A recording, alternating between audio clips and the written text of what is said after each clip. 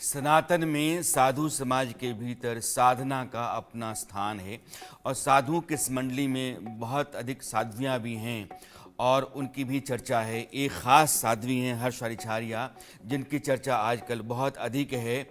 कहा जाता है कि आप बहुत सुंदर हैं, लेकिन आपने अपना जीवन जो पिछला था उसको छोड़ करके और सनातन में यह साधु समाज के जीवन को अपनाया है। आप मेरे साथ जुड़ी हुई हैं प्रयागराज से। हर्षा जी, आपका बहुत बहुत स्वागत है। पहले कैसी हैं आप? मैं एकदम बढ़िया हूँ।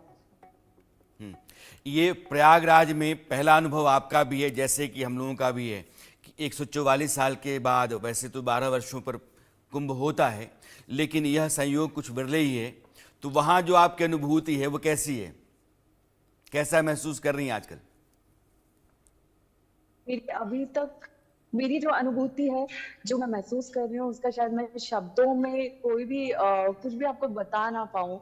उसको मैं शब्द दे ही ना पाऊँ, क्योंकि ये 144 सालों के बाद ये जो महाकुंभ, भव्य महाकुंभ आया है और महायज्ञ हो रहा है हम सनातनियों के लिए, ये खुद में एक बहुत सौभाग्य की बात है हम सब के लिए कि जितने भी लोग इसका हिस्सा बन पाते हैं, उनसे सौभाग्यशाली इस वक्त कोई नहीं होगा। तो आपने संन्यास लिया है या कुछ समय के लिए आपने ये अखाड़े के साथ अपने को जोड़ा है? नहीं नहीं, पहली चीज, ना तो मैंने संन्यास लिया है और ना ही मैंने कुछ टाइम के लिए अखाड़े से खुद को जोड़ा है। मैंने संन्यास नहीं लिया है, लेकिन मैंने अखाड़े से खुद को पूरी तरीके से पूरी जीवन के लिए जोड़ा है, क्योंकि मुझे ये नहीं समझ में आता कि कुछ टाइम के लिए जोड़ना अखाड़े से क्या होता है, मुझे नहीं पता।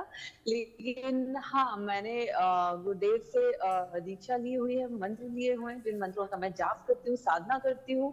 तो मेरी एक वो जिंदगी चल रही है, लेकिन अभी मैंने संन्यास दीक्षा नहीं ली हुई। यानी कि निरंजनी अखाड़े के जो आचार्य महामंडलेश्वर हैं कैलाशानंद गिरी जी, आपने उनका शिष्यत्व ग्रहण किया है। आपने अपने आप को उनके अखाड़े से जोड़ा है, लेकिन आप सामान्य जीवन जीने वाली हैं। जी बिल्कुल, अभी मैं गृहस्थ जीवन जी सकती हूँ, मंत्रों का जाप कर सकती हूँ, गुरुदेव के आदेशों का अनुसरण करते हुए, और मैं अपनी साधना कर सकती हूँ। मेरा सवाल इसलिए है कि आजकल सोशल मीडिया पर आपको लेकर के बहुत चर्चा है। जितने इंस्टा पोस्ट हैं आपके और सोशल मीडिया के पोस्ट हैं, उनको लोग आपके समागम यानी कि यह जो संगम है, इसके अंदर जो आपकी तस्वीर है उसके साथ जोड़ करके और फिर पोस्ट कर रहे हैं और कह रहे हैं कि यही हैं जो साध्वी बनकर के संगम में हैं। इसलिए मेरा सवाल था आपसे पहला। देखिए, मैं सबको बोलती थी प्रयागराज आने से पहले कि प्रयागराज आइए, महाकुंभ का हिस्सा बनिए, संगम में गोता लगाइए और जिंदगी बिल्कुल बदल जाएगी। लेकिन ये सबसे पहले मेरे साथ होगा। प्रयागराज आते ही इसका मुझे बिल्कुल भी एहसास नहीं था कि इसकी शुरुआत मुझसे ही होगी। और प्रयागराज आते ही जो मुझे एक टैग दिया गया साध्वी का, वो ठीक नहीं था, क्योंकि सादगी का जीवन जीना और साध्वी का जीवन जीना, दोनों बहुत बहुत अंतर है दोनों में। और मैं फिलहाल साध्वी नहीं हूँ, क्योंकि साध्वी बनने के लिए बहुत तपस्या लगती है, बहुत साधना लगती है, संस्कार होते हैं, कुछ परंपराएं होती हैं जिनको आपको फॉलो करना होता है, और मैं अभी इन सब से बहुत दूर हूँ। और शायद मुझे उस साधना तक पहुंचने में भी अभी बहुत वक्त लगेगा। कितने साल से आप अखाड़े से जुड़ी हुई हैं? मैं 1.5 साल से। अच्छा। इस 2 साल के भीतर के बहुत सारे वीडियोस आपके, मुझे मुझे ऐतराज़ नहीं है। व्यक्ति अपना काम करता है। चूँकि आपके बहुत सारे इवेंट्स की एंकरिंग आपकी है या मॉडलिंग के वीडियोस हैं, यह सारे पोस्ट किए जा रहे हैं, वो आपका निजी जीवन है। लेकिन उसको पोस्ट किया जा रहा है क्योंकि आपने कहा कि 2 साल से मैं अखाड़े से जुड़ी हुई हूँ और मैंने अपने जीवन को संयत किया है, अनुशासित किया है। और वो वीडियो डाल करके आपसे सवाल पूछा जा रहा है कि क्या यही संयम है, यह अनुशासन है? इसलिए मैं आपसे पूछ रहा हूं कि 2 साल से जुड़ी हुई हैं, तो यह 2 साल के दरमियान के जो वीडियोज हैं वो क्या कहते हैं? वो मेरी एक लाइफ है, क्योंकि मैंने उस वक्त तक एंकरिंग को पूरी तरह बंद नहीं किया था। मैं जहां पे पहले महीने के 20 शोज करती थी, अब मैं महीने के 2 शोज कर रही हूँ जनवरी तक। जनवरी में आई थिंक, सॉरी, दिसंबर तक। दिसंबर में मैंने एक ही शो किया है और इस जनवरी से मैंने उसे कंप्लीटली बंद कर दिया है। किसी भी चीज को एकदम से आप ब्रेक नहीं देते हो जब आपके ऊपर, आपको नहीं पता ना किसके ऊपर क्या रिस्पॉन्सिबिलिटी है, क्या वो चीजें कर रहा है। तो सबको अपनी चीजें मैनेज करते हुए धीरे धीरे चीजों को कम करना होता है। एकदम से कोई किसी चीज को काटता नहीं है। और जब मैंने साध्वी की जिंदगी अभी ग्रहण नहीं की है, एज अ साध्वी, एज अ सन्यासी मैं अभी नहीं जी रही हूँ, मैं सादगी का जीवन जी रही हूँ। तो इसमें आई थिंक मैं थोड़ा बहुत बहुत माइनस है जहां मुझे लगता है कि हाँ, मुझे अभी फाइनेंशियल चीजों को देखने की जरूरत है, वहां मैं एक दो शोज कर सकती हूँ। इसमें मुझे नहीं लगता कोई बुराई है। और ना ही मेरा ड्रेसिंग सेंस इतना बुरा है पिछले 1-1.5 साल में जिसपे उंगली उठाई जाए। दूसरी चीज कि मेरे जो भी पास की वीडियोस और पिक्चर्स है, वो कोई भी इंसान अपनी आईडी से तुरंत से तुरंत डिलीट कर सकता है। ये इतना बड़ा कोई मुद्दा नहीं है जब किसी को कुछ छुपाना होता है। मेरी सारी चीजें पब्लिकली दिख रही हैं, लोग देख रहे हैं और लोग उसे ट्रोल भी कर रहे हैं। और वो दिखाने का रीजन ये था, वो रखने का रीजन ये था ताकि लोग उसे एज अ एग्जाम्पल ले। मुझे नहीं पता था वो एज अ ट्रोल ले लेंगे। एज अ एग्जाम्पल ले कि इंसान यहाँ से यहाँ तक चेंज हो सकता है, ट्रांसफॉर्म हो सकता है। और ट्रांसफॉर्मेशन की, परिवर्तन की, हृदय परिवर्तन की, एक प्रोफेशन ठीक से ठीक है, एक ठीक है। भक्ति के मैं मार्ग पे आने मैं की कोई उम्र नहीं होती है। आपको कहीं न कहीं दिल के कोने में यह बात बहुत पसंद तो आई होगी कि आप बहुत कोशिश करती तब भी चर्चा में इतना नहीं आ पाती जितना आप आसानी से साध्वी का वेश पहन करके और एक इंटरव्यू के ज़रिए आ गई। तो चलिए, ये तो अलग बात है। लेकिन मैं आपसे पूछना चाहता हूँ कि जो जीवन आप जीती रही हैं और आश्रम से अपने आप को जोड़ने के बाद से जो चीज़ें आपने देखी जानी हैं, इन दोनों में कोई फ़र्क आपने महसूस किया या अपने आप में बदलाव किया? बहुत बड़ा बदलाव है और बहुत बड़े चेंजेस हैं। और नो डाउट कि उस लाइफ में लाइमलाइट ज्यादा था, ग्लैमर ज्यादा था और पैसा ज्यादा था। लेकिन इस लाइफ में सुकून ज्यादा है। इस लाइफ में लाइक आप अपना होके, जैसे आप हो, जो आपका व्यक्तित्व है, आप वैसे बन के रह सकते हो। इसमें कोई दिखावा नहीं है। आपको जो मर्जी हो वो आप कर सकते हो, जैसे रहना है वैसे रह सकते हो। आपको चप्पल पहन के घूमनी है तो भी ये आपके ऊपर है। क्योंकि यहाँ पे ना, इस जगह पे, भक्ति के मार्ग पे सिर्फ भाव देखा जाता है। यहाँ पे आपका आपका एज, आपका लुक, आपका गेटअप कुछ नहीं देखा जाता है। सिर्फ और सिर्फ आपका भाव देखा जाता है। ये जिस अखाड़े से आपने दीक्षा ली है, निरंजनी, उसके बारे में कोई जानकारी आपको? ये किस मत का है, किस परंपरा का है? नहीं, मुझे अभी इसके बारे में मैं डिटेल में नहीं गई हूँ। मैं सिर्फ अपने गुरुजी की बात सुनती हूँ, गुरुजी से हर चीज, परम पूज्य गुरुदेव से हर चीज शेयर करती हूँ। जो भी मुझे चीजें समझ में नहीं आती हैं, क्योंकि अभी मैं उस लेवल पे नहीं पहुंची हूँ कि मुझे हर चीज नहीं, का ज्ञान लेकिन हो। मैं जब किसी कभी को भी नहीं फर्ज कर लीजिए कि इसका ज्ञान। आप अपने परिवार के किसी आदमी को स्कूल में एडमिशन दिलवाने के लिए जाती हैं तो पता करते हैं कि स्कूल ऐसा है, इसका परफॉर्मेंस ऐसा है, इसका जो बैकग्राउंड है ऐसा है। तो जिस अखाड़े से आपने अपने आप को जोड़ा है, जहाँ से दीक्षा ली है, उसके बारे में आपको कोई जानकारी नहीं?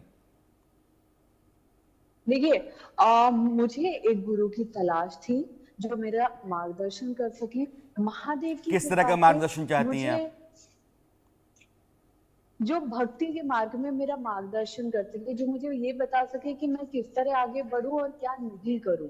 क्योंकि हम जो नॉर्मल पीपल होते हैं ना, हम बहुत नासमझ होते हैं अगर वैसे देखा जाए तो, ठीक है। तब हमें एक गुरु की जरूरत होती है, माता पिता के अलावा, जो हमें सही गलत का अंतर बता सके। ठीक है, लेकिन हम पूजा पाठ में क्या गलतियां कर रहे हैं ऋचा, हमें अगर उसको आपको, ठीक अच्छा, तो अखाड़े अप्लाई अखाड़े करना कितने हैं? चाहिए। अखाड़े कितने हैं ये पता है? 13 अखाड़े हैं। अच्छा, ठीक है, ठीक है। तो मैं सवाल ये जानना करना चाहता हूं कि अगर आपको गाइडेंस चाहिए, आपको एक ऐसा गुरु चाहिए जो अध्यात्म के रास्ते पर, धर्म के रास्ते पर आगे बढ़ा सके। तो धर्म अध्यात्म के बारे में थोड़ी बहुत जानकारी तो आपकी होनी चाहिए। अगर आप किसी जगह जाना चाहती हैं तो आप उसी रास्ते पर हैं, कम से कम रास्ता तो हो। फिर तो रास्ते में कोई मुसाफिर पूछ लेंगे कि आगे कैसे जाना है, हो सकता है कि वो मुसाफिर आपका गुरु हो जाए, वो मंजिल तक पहुंचा ले। लेकिन कुछ तो जानती होंगी आप, या फिर आपने सीधे कहा कि ठीक है गुरुजी चाहिए और हमको तो बस यहाँ से दीक्षा मिल जाएगी और यहाँ से मुझे मोक्ष मिल जाएगा। देखिए, किसी भी इंसान में ना वो हैसियत या वो काबिलियत नहीं होती कि वो अपना गुरु चुने। पहली चीज, गुरु हमेशा जो सिद्ध गुरु होते हैं वो तय करते हैं कि कौन उनका शिष्य बनने लायक है और कौन नहीं है। अच्छा। ठीक है। मैं क्योंकि महादेव को जी जी बोलिए, पहले अपनी बात पूरी कर लीजिए आप। मैं क्योंकि महादेव को बहुत ज्यादा मानती हूँ, एक पिता की तरह मानती हूँ मैं उन्हें। तो जब मैंने गुरुदेव के बारे में जाना, उनकी पूजा पाठ के बारे में, और जो वो महादेव के लिए कठोर तपस्या करते, जब मैंने उसके बारे में जाना, तो उसके आगे मुझे कुछ जानना नहीं था, क्योंकि मुझे ये लगा कि जो मेरे इष्ट है, जो मेरे पिता हैं, अगर कोई उनकी इतनी कठोर तपस्या कर रहा है तो वो मुझे बिल्कुल सही दिशा दिखाएंगे, मुझे कभी भटकने नहीं देंगे। तो मैंने उनसे निवेदन किया कि वो मुझे गुरु दीक्षा दें, और उन्होंने उस चीज के लिए टाइम दिया है, क्योंकि कोई भी गुरुदेव कभी ऐसे सीधे नहीं बोल सकते कि हाँ हाँ तुमको गुरु दीक्षा लेनी है, आओ मैं देता हूँ।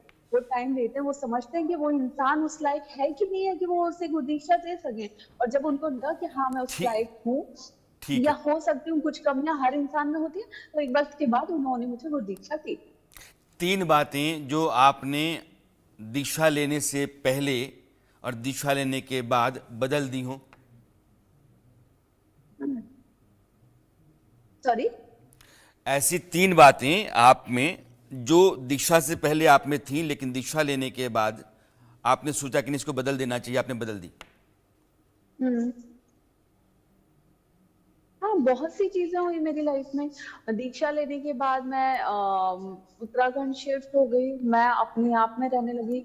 मैं साधना में ज्यादा वक्त देने लगी। जो भी गुरु मंत्र मेरे गुरुदेव ने दिए थे, मैं उनकी साधना कर रही हूँ, उनमें मंत्र आपको याद मेडिटेशन है? कर रही हूँ, मैं अपने योगा पे फोकस चूंकि कर रही हूँ। आपने कहा कि आप महादेव, चूंकि निरंजनी सॉरी। अखाड़ा है, जो गुरुजी ने आपको मंत्र दिया है वो आपको याद है? गुरुदेव के बताए हुए मंत्र कभी किसी को नहीं बताते हैं, पहला तो यही नियम होता है। ठीक है ऋचा, समय की तंगी है मेरे पास, लेकिन आपने हर्षा, आपने बात की है और मुझे लगता है कि आपने अपनी तरफ से बहुत अच्छी सफाई दे दी है कि मैं सामान्य जीवन जीने वाली लड़की हूँ, मैं सामान्य जीवन ही जीना चाहती हूँ, मैं गृहस्थ जीवन जीने की स्थिति में हूँ और जी सकती हूँ। मैंने अपने आप को संयमित, अनुशासित रखने के लिए आश्रम या अखाड़े को ज्वाइन किया है, एक गुरु को हमने अपनाया है। बहुत बहुत धन्यवाद आपका। और अब पाकिस्तान, कुंभ प्रयाग, भारत